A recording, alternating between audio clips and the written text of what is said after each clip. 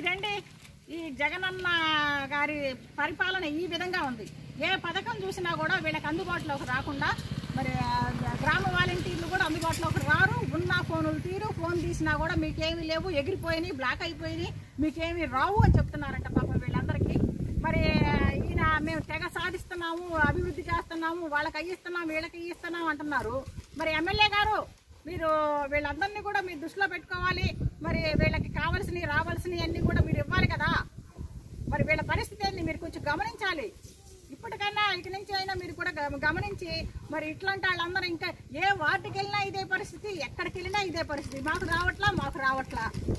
మరి వాలంటీర్స్ తెగ పనిచేస్తున్నారు అంటున్నారు. ఈ వాలంటీర్స్ పిలిచినా పలికే వాళ్ళు లేరు, సచివాలయాల్లో ఉండరు, ఫోన్లు తీయరు, ఉన్నా కానీ లేవు, మీకు రావు. ఈ సమాధానాలు తప్ప ఎవరికి వచ్చిన దాఖలాలు కనిపించట్లా.